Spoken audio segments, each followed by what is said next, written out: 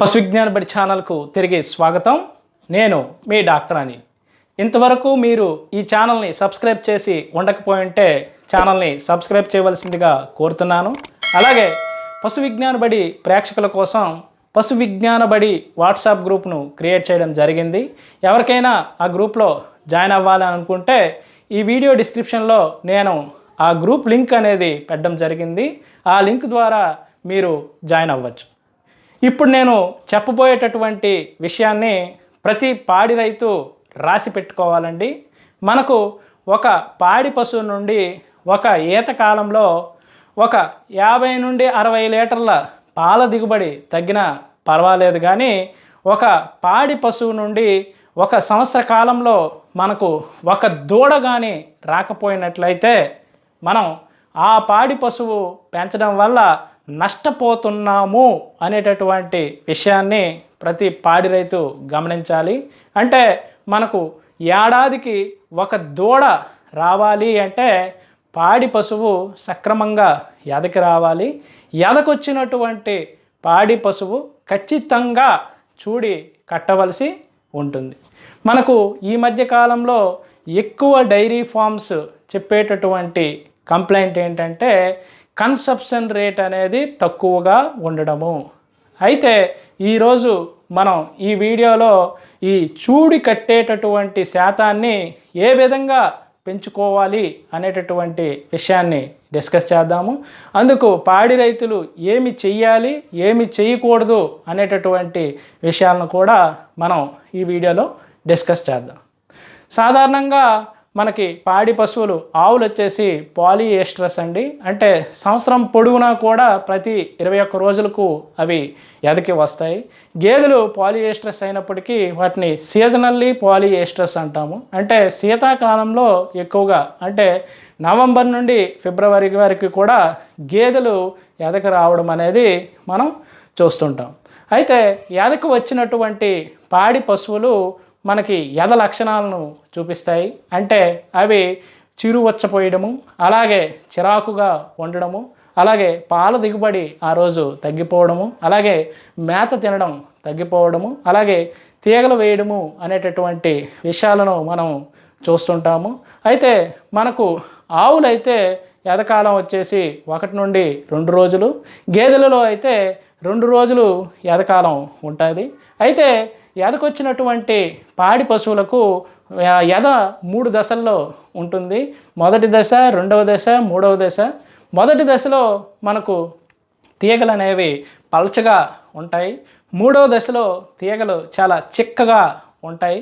రెండవ దశను మనం నిలువ దశ అంటాము. ఈ స్టేజ్లో తీగలు ఏంటంటే కట్ అవ్వకుండా బాగా సాగి ఉంటాయి. సో అది మనకు ఎద ఇంజెక్షన్ చేయించడానికి అనువైన సమయంగా భావించాలి. దీన్నే నిలువ దశ అని అంటాము.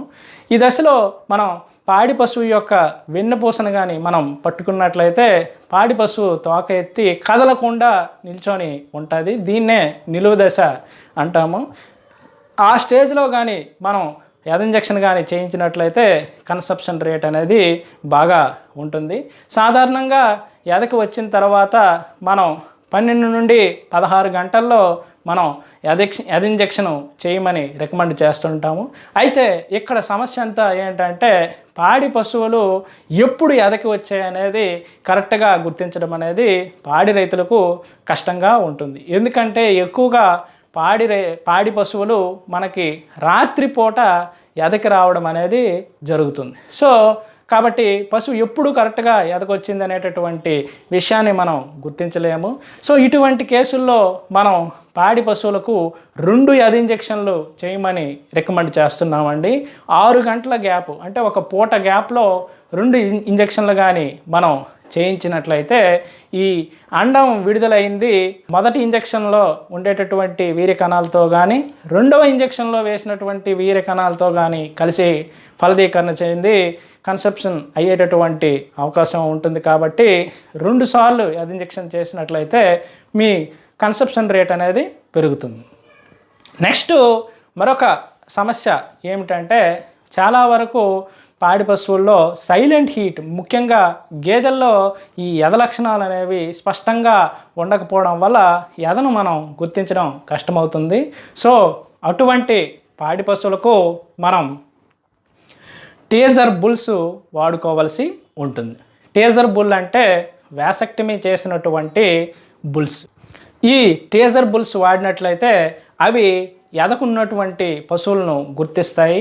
ఈ టేజర్ బుల్స్కు మనం గెడ్డం కింద డై అనేది అప్లై చేయడం వల్ల అది ఏ పశువు మీదకైతే మౌంట్ చేస్తుందంటే పశువు మీదకి ఎక్కుతుందో అప్పుడు ఆ ఆడ పశువు వెన్నుపూస మీద ఈ రంగు అనేది పడడం వల్ల ఫలానా పశువు ఎదలో వచ్చింది, దానికి ఎద ఇంజెక్షన్ చేయాలనేటటువంటి విషయం మనకి అర్థమవుతుంది. సో టేజర్ బుల్స్ వాడడం వల్ల ఇదొక అడ్వాంటేజ్. నెక్స్ట్ ఒక సమస్య ఏమిటంటే పశువు ఎదకి వచ్చిన తర్వాత మనం పశువు యొక్క ఎద తీగలు మనం గుర్తించాలండి. ఇవి తెల్లగా కానీ చీము కానీ రక్తం కానీ ఉన్నట్లయితే ఖచ్చితంగా మనం ఎండోమెట్రైటిస్ ఉన్నట్టు గుర్తించాలి. అటువంటి పశువులకు ఎద ఇంజెక్షన్ చేసినా కానీ అవి కన్సీవ్ కావు కాబట్టి పశు వైద్యుడిని సంప్రదించి మనం ఎండోమెట్రైటిస్కి ట్రీట్మెంట్ చేసిన తర్వాతే ఎద ఇంజెక్షన్ చేసినట్లయితే అవి చూడి కట్టేటటువంటి అవకాశం ఉంటుంది. అలాగే చాలా ప్రాంతాల్లో ఒక అలవాటు ఏంటంటే ఎదకొచ్చినటువంటి పశువులను చెరువులో కడగడం కానీ లేకపోతే మురికి నీటిలో కానీ దించడం కానీ చేస్తుంటారు. సో ఎద ఉన్నప్పుడు పశువుల్లో ఆ రిప్రొడక్టివ్ ట్రాక్ అనేది ఓపెన్ అయ్యి ఉంటుంది, గర్భాశయం అంతా కూడా ఓపెన్ అయ్యి ఉంటుంది. అటువంటి సమయాల్లో మనం ఈ నీటిలో కానీ బురద నీటిలో కానీ దించడం వల్ల ఈ లోపలికి ఈ గర్భాశయంలోకి ఇన్ఫెక్షన్ వెళ్ళేటటువంటి అవకాశం చాలా ఎక్కువగా ఉంటుంది కాబట్టి అటువంటి పనులు చేయకూడదండి. అలాగే పశువును మంచి నీటితో కడిగినట్లయితే మనకు బాడీ చల్లదనం వచ్చి కన్సెప్షన్ అనేది పెరిగేటటువంటి అవకాశం ఉంటుంది కాబట్టి చక్కని మంచినీటితో పశువులు ఎద ఇంజెక్షన్ చేయించిన తర్వాత చేయక ముందు కూడా కడగడం వల్ల మనకు కన్సెప్షన్ రేట్ అనేది పెరగడం చూస్తాం. అలాగే మరొక అలవాటు ఎక్కువగా ఏంటంటే పశువులు ఎదకొచ్చినప్పుడు చాలా ప్రాంతాల్లో ఆ రోజు దాని ఫీడింగ్ని మొత్తం మార్చేస్తారండి, అంటే మేతను పూర్తిగా తగ్గించేస్తారు. సో అటువంటి పనులు ఎప్పుడు కూడా చేయకూడదు. నార్మల్గా ఇటువంటి మేత అయితే మనం ఎంత మోతాదులో అందిస్తున్నామో ఆ రోజు కూడా మేత అదే విధంగా ఇవ్వవలసి ఉంటుంది.